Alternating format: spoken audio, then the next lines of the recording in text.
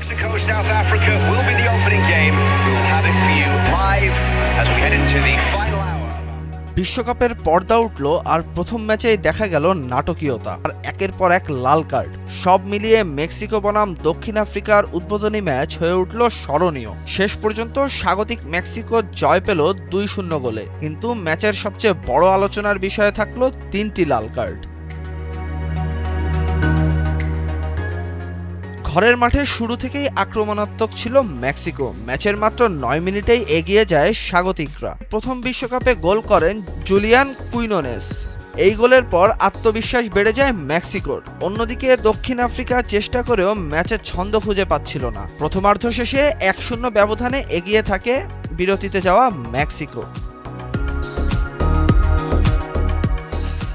50 মিনিটে গোলের সুযোগ আটকে দিতে গিয়ে লাল কার্ড দেখেন দক্ষিণ আফ্রিকার দলে পরিণত হয় আফ্রিকানরা।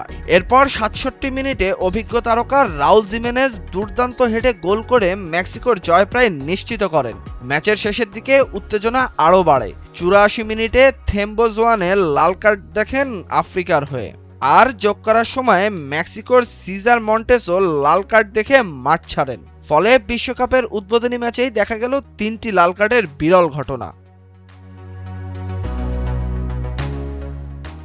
এই ম্যাচে মেক্সিকো দেখিয়েছে কেন ঘরের মাঠে তারা ভয়ঙ্কর দল। আক্রমণে জুলিয়ান কুইনোনেস, অভিজ্ঞতায় রাউল জিমেনেজ এবং পুরো দলের নিয়ন্ত্রিত পারফরম্যান্স এনে দিয়েছে প্রথম জয়। অন্যদিকে দক্ষিণ আফ্রিকার জন্য এটি ছিল হতাশার শুরু। তবে বিশ্বকাপ অনেক লম্বা পথ, একটি ম্যাচে শেষ হয়ে যায় না কারোই স্বপ্ন।